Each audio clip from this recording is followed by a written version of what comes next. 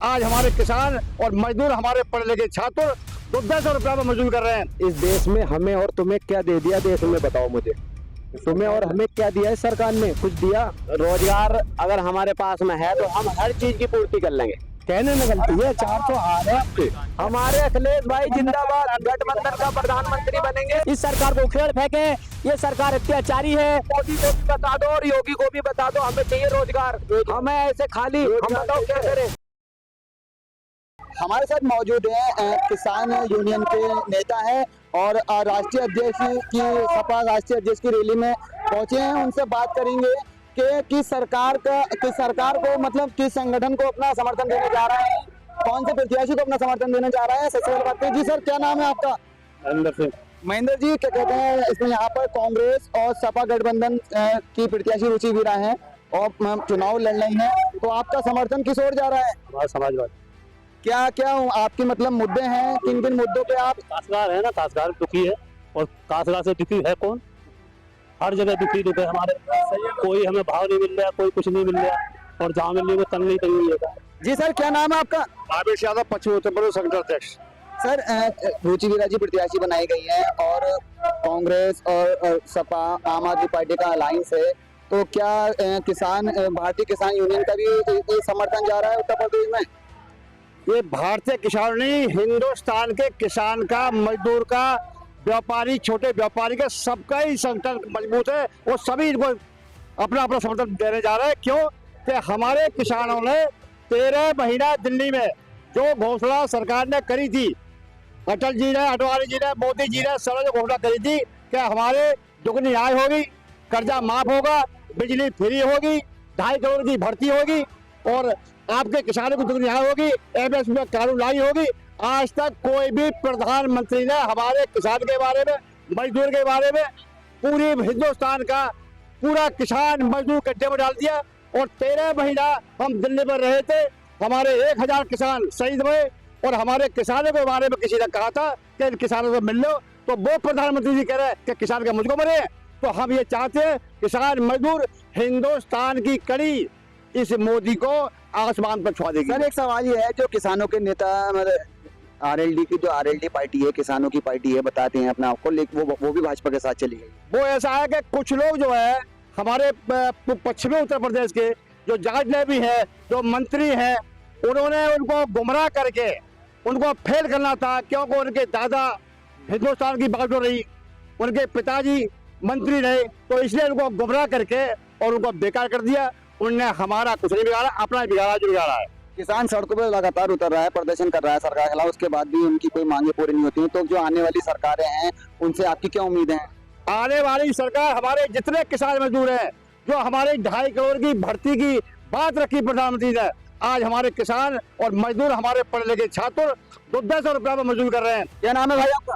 मेरा नाम मोहम्मद उबैद है। उबैद भाई, क्या लगता है कि इस बार कौन प्रत्याशी अपनी मजबूती से लड़ रहा है? देखिए इनके सामने कोई नहीं है। रुचि वीरा जो है बहुत बेहतरीन तरीके से यहाँ से लड़ रही है और मुसलमान जो काफी सभी लोकप्रिय, सब इनके साथ, हर धर्म जाति का इंसान इनके साथ खड़ा है और ये बहुत वोट से जिताएगा। सर्वेश जी का कोई राग नहीं है यहाँ पर। आप युवा हैं, तो युवाओं के मतलब क्या मुद्दे हैं?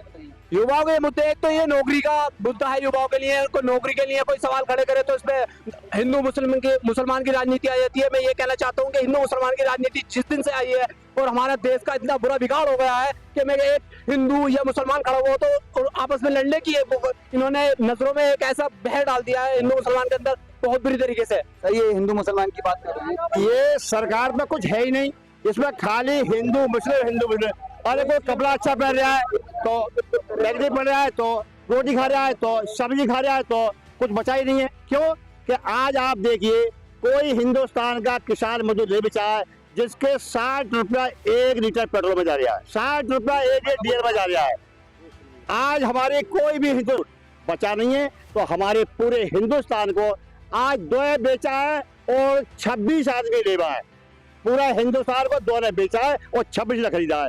क्यों कि हमारे लोग अगर कहूँ से 500 रुपये ले रहे हैं, तो वो डीएम साहब और वो तहसीलदार, वो एसडीएम साहब क्या छापा मार रहे हैं। मेरा आपसे एक सवाल है, जो है हिंदुस्तान का 16,000 करोड़ माफ और हमारे हिंदुओं को कितना है 2,000 लाख करोड़, उसमें उसकी कलम हार रही है। सर मेरा आपसे एक सवाल है 2019 के जो चुनाव हुए थे उसमें उससे पहले भी किसान सड़कों पर उतरे, ठीक है। गृह मंत्री पर भी किसानों की हत्या का आरोप था, गृह मंत्री के बेटे पर, ठीक है। उसके बावजूद भी मतलब फुल फ्लैश यहाँ पे भाजपा आई और 73 सीटें यहाँ से जीती यूपी से, और हिंदुस्तान में उसने अपनी सरकार बनाई 19 के मतलब 19 के प्रदर्शन के बाद। 70 सीटों बेईमानी से, कोई 40 वोट, 300, 200, 250 बेईमानी से सरकार आई, और ईमानदारी सरकार आती तो आज पुलिस को आगे क्यों कर रही होती? आज पुलिस को आगे क्यों कर रही होती? अपने घर बैठे आज ED, CBI सारी चीजें पेश कर रही है। अगर वो ईमानदार घर बैठे क्यों आगे बढ़ रहा है? तो ये सारी चीजें सरकार उखड़ के अब सब फेंक दी, सब भागी। जी भाई क्या नाम है आपका? मेरा नाम सुभान अली है। पूरे हिंदुस्तान को मेरा सलाम वालेकुम। मैं एक बात कहना चाहता हूँ, इस देश में हमें और तुम्हें क्या दे दिया देश में, बताओ मुझे। तुम्हें और हमें क्या दिया है सरकार ने? कुछ दिया? ये मेरे भाषण दे रही है, मकान दे रही है, आयुष्मान कार्ड दे दिया, अब इसके बाद भी बताओ क्या दिया? मेरे पास 10 बीघा खेत है, मोदी खुद चलाए, मैं 10 कुंटल गल्ला हर साल उसे दूंगा अपने पास से। मेरे पास आ जाए मैं उसे खुद दूंगा। अगर खाली रोटी से ये घर पर लेना तो आदमी रोटी खुद खेत करने लगे यार, क्यों मजदूरी करने बाहर जाए दुनिया में? क्यों फिरता फिर रहा वो अपने बच्चे? बहुत महंगाई है। मेरी सुनो, नमक 1 रुपया किलो था, आज नमक 5 रुपया किलो है। क्यों है? क्यों है? 25 रुपया किलो है। तुरई सुन लो भाई, छोटी सी बात है, तुरई जो है ना, तुरई कभी हम 2 रुपया किलो खाते थे, कल लेने गए 80 रुपया किलो है। आपके मुद्दे बताओ ना, ये छोड़ो इसको छोड़ो, ये कितने रुपए किलो है?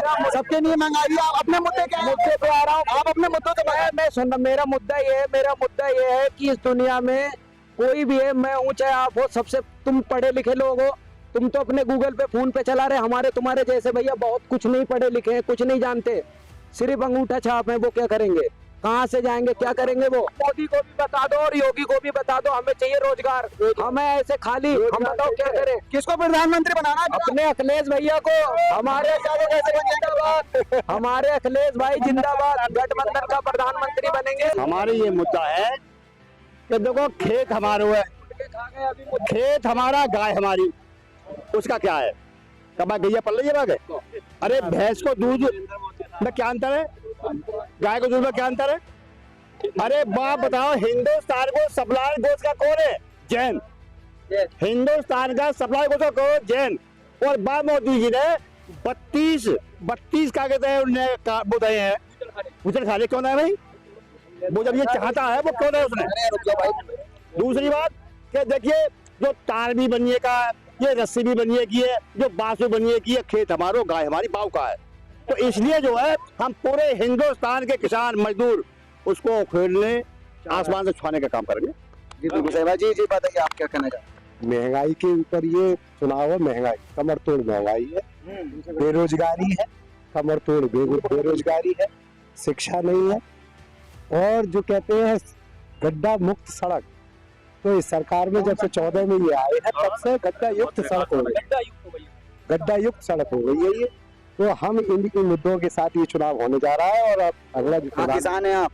किसान हो, जीराज सिंह यादव नाम है, और यहाँ से भी संभल मुरादाबाद लोकसभा और संभल लोकसभा दोनों सीटें बहुत अंतर से, बहुत बड़े वोटों से जीत के, और माननीय अखिलेश यादव जी के, राहुल जी के 80 सीटें जीतने का दावा कर रहा है भाजपा।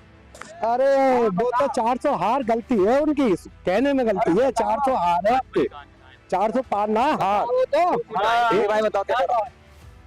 अगर खाली अगरबत्ती चलाने से ये देश चलता ना मेरे दोस्त, खाली अगरबत्ती जलाने से, तो फिर ये दुनिया क्यों काम करती मेरे दोस्त? वो तो कह रहे खाली अगरबत्ती जलाओ देश चलता रहेगा, कहाँ से चलेगा मेरे भाई? सबसे पहले लोगों को चाहिए रोजगार। अब ये मेरे नौजवान भाई खड़े हैं, रोजगार भी मिल रहा है, नौकरियां भी मिल रही है, राशन भी मिल रहा है, मकान भी मिल रहा है, आयुष्मान कार्ड मिल रहा है, उसके बाद आप क्या कुछ नहीं मिलता। खाली गल्ला दे रहे हो, 1 महीने में 2 बार खाली गल्ले से क्या हो रहा? लेटरिन बनवा दिया, खाए रहो और आगे रहो। आप किसान हैं, तो क्या आपके मुद्दे हैं कि कौन सी सरकार चाहती है? मुद्दे में देखो जी, आपने इनसे सुनाई है, इसके मतलब जो है किसान, तुम्हें पता है सड़कों पे मतलब बेकार हो रहा है। पंजाब की कहानी खराब है, हमारी तो खुद ही कहानी खराब है। तो हम तो चाहते हैं कोई बदलाव सरकार आवे, जो हमारे भी सुनी जावे। मेरा नाम अरविंद कुमार, बड़ापुर विधानसभा से हूँ। सत्ता परिवर्तन होना चाहिए। हमें ये हराम का राशन नहीं चाहिए। हमें सबसे पहले रोजगार हमारे पास में है, महंगाई कम है, तो हमें हराम की नहीं चाहिए। रोजगार है मेहनत करने के लिए। रोजगार अगर हमारे पास में है तो हम हर चीज की पूर्ति कर लेंगे। रोजगार इस सरकार में है नहीं, झूठ पे झूठ वायदे हैं। इन्होंने क्या काम करा? जैसे पहले मनुस्मृति का मामला था कि इन्होंने देखा कि भाई हमारे पितृ लोगों का कितना रुझान है, तो उन्होंने करा कि काम करो भाई, लोगों से गोबर की पूजा करानी चालू कर दो। समझ रही हो? गोबर की पूजा करानी चालू कर दो। तो उन्होंने गोबर का ढंडोरा पेटना चाल लिया, जिसने हमें गोवर्धन कहने लगे ना। इसी तरह से इन्होंने अब क्या सिस्टम करा, कोरोना से कभी थाली पीटने से कोरोना जा रहा नहीं जा रहा ना। इन्होंने क्या काम करा, थाली पिटवाओ। इनके कहने से लोगों ने थाली पिटवाई, तो इन्होंने देखा हाँ लोग हमारे इतने सुन रहे हैं, हमारा इतना असर जा रहा है लोगों पर। फिर इन्होंने सोचा यार चिराग और जलवा कर देखो कि हमारे पब्लिक पर कितना असर है। इन्होंने अरविंद भाई हमारी जो राजनीति का स्तर है वो किधर पहुंच रहा है, आप ये बता दें। तो मैं स्तर तो बस ये है कि सत्ता परिवर्तन तो होना है। ईवीएम में गड़बड़ी ना हुई, चुनाव ईमानदारी से हुआ, तो समाजवादी की सरकार आवेगी। सत्ता परिवर्तन है, गठबंधन में कोई भी प्रधानमंत्री बन जाए, हम गठबंधन के साथ हैं। गठबंधन को वोट देंगे, बीजेपी के बिल्कुल खिलाफ है। जी भाई, जो लोकतंत्र की हत्या है इस सरकार में, डबल इंजन की सरकार, डबल भ्रष्टाचार, राशन के नाम पर लूटा जा रहा है। पेट्रोल के दाम आज देख लीजिए, सिलेंडर का दाम आज 1100 रुपए, और उसमें भी भ्रष्टाचारी है। और उज्ज्वला योजना लाए हैं, वो भी अपने लोगों को लाभ पहुंचा रहे हैं, उसमें भ्रष्टाचार पैदा कर दिया, उसमें ठेकेदार पैदा कर दिए जो लूट रहे हैं और भाजपा को चंदा दे रहे हैं। ये बीजेपी की सरकार यहाँ से जानी चाहिए। ये जब जाएगी तभी विकास आएगा, हमारे लोगों का भविष्य जब बनेगा, वरना हमारे लोगों का भविष्य नहीं बनेगा। ये देश और प्रदेश के लिए दोनों अब शुभ है, मोदी योगी अब शुभ है। जो मेरा आपसे सवाल है, आप नाम क्या है आपका? पहले मोहम्मद यासीन। यासीन भाई, आप ग्रामीण क्षेत्र से होंगे। जी। नासिर कुरैशी आपके विधायक हैं, लेकिन मैंने आते हुए अभी ये देखा कि नासिर कुरैशी के जो मतलब समर्थक थे वो उनसे आज नाराज दिखे, और उन्होंने मतलब काफी सारी नासिर कुरैशी के बारे में बात बोली। और एक सवाल ये भी आपसे कि डॉक्टर एस.टी. हसन, जो टिकट मिल चुका था डॉक्टर एस.टी. हसन को, डॉक्टर एस.टी. हसन टिकट काटकर रुचि देरों को दे दिया गया, और आज मंच पर डॉक्टर एस.टी. हसन को भी नहीं देखा गया, तो उसके बारे में आप क्या कहना चाहेंगे? देखिए, वो किसी कारण नहीं आ पाए होंगे, ये उनका निजी मामला है। उनके सारे समर्थक, डॉक्टर एस.टी. हसन के सारे समर्थक, हम भी उनके समर्थक थे।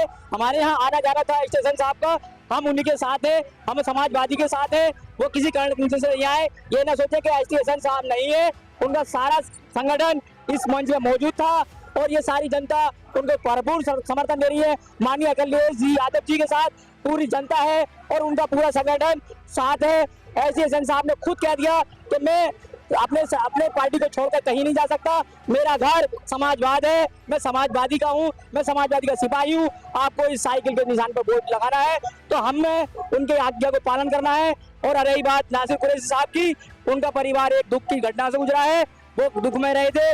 उनके परिवार के 2 लोग, 1-2 बच्चियां, उनकी भतीजी। परिवार का जब कोई मर जाता है तो उसके दिल से पूछिए जिसका परिवार हो।